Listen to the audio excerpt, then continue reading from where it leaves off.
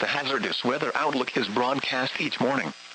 A weekly NOAA Weather Radio All Hazards Alarm Test is conducted each Wednesday between 11 a.m. and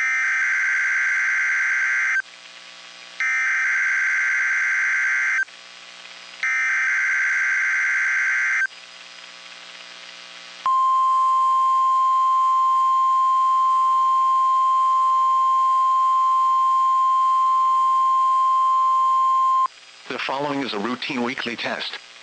This is a test of the NOAA Weather Radio Warning Alarm Device and Emergency Alert System.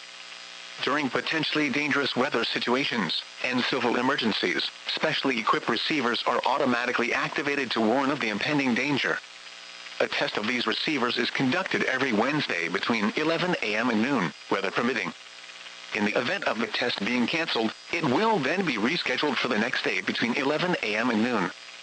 This is NOAA Weather Radio Station KIG 79 operating 24 hours a day on the frequency of 162.55 MHz, with transmitting facilities in Davidson County. This broadcast originates from the National Weather Service office located near Nashville.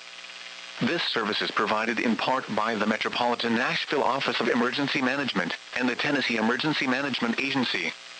Repeating, this has been a test of the NOAA Weather Radio Warning Alarm Device. During potentially dangerous weather situations, specially equipped receivers are automatically activated to warn of impending danger. The alarm will be activated for severe weather watches and warnings, or civil emergencies, affecting the Middle Tennessee counties of Cheatham, Davidson, Dixon, Macon, Maury, Montgomery, Robertson, Rutherford, Smith, Sumner, Trousdale, Williamson, and Wilson. This concludes the test of the NOAA Weather Radio Warning Alarm Device and Emergency Alert System. We now return you to regular programming.